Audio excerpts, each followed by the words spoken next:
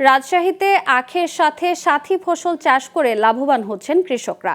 সাথী ফসল হিসেবে ডাল, মশলা ও সবজি উৎপাদন করছেন তারা। একই জমিতে একসাথে একাধিক ফসল উৎপাদন হওয়ায় নতুন করে আখ চাষে আগ্রহী হচ্ছেন অনেকে। রাজশাহী থেকে আহসান হাবিব অপুর পাঠানো তথ্যচিত্রে ডেস্ক রিপোর্ট।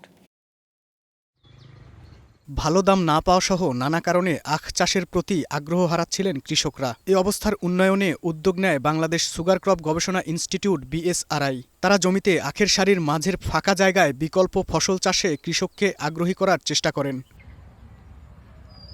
আধুনিক প্রযুক্তিতে লাভজনকভাবে আখের সাথে সাথী ফসল চাষাবাদ, এই স্লোগান নিয়ে BSRI এর এই কার্যক্রম এরই মধ্যে সাড়া ফেলেছে। আখ চাষিরা বলছেন, জমিতে আখের সাথে অন্য ফসল চাষে লাভের মুখ দেখছেন তারা। 10 কাঠা থেকে জমি করে আজকে ধরলেন 10 বিঘা আবাদ করেছি। আল্লাহ দেশে আমি খুব ভালো আছি। আম ছিল ধরলেন 1 নম্বরে, এখন আম হয়ে গেছে 2 নম্বরে। এখন এই সাথী ফসল করে অনেক ভালো আছি।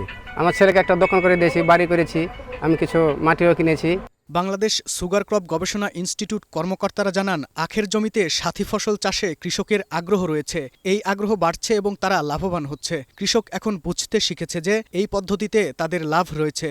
চাষিরা এখন বুঝতে শিখেছে যে আখের সাথে সাথী ফসলের কোনো বিকল্প নেই, এটি করতেই হবে।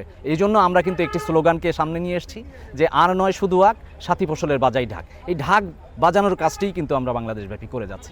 গেল শনিবার বিকেলে রাজশাহীর গোদাগাড়িতে আখের সাথে সাথী ফসল হিসেবে অন্য ফসল উৎপাদনের মাঠ পরিদর্শন করেন BSRI কর্মকর্তারা। সেখানে কৃষকদের নিয়ে আলোচনা করেন BSRI মহাপরিচালক ডক্টর ওমর আলী। আলোচনা সভায় সংশ্লিষ্টরা আখ চাষ নিয়ে সম্ভাবনার কথা তুলে ধরেন।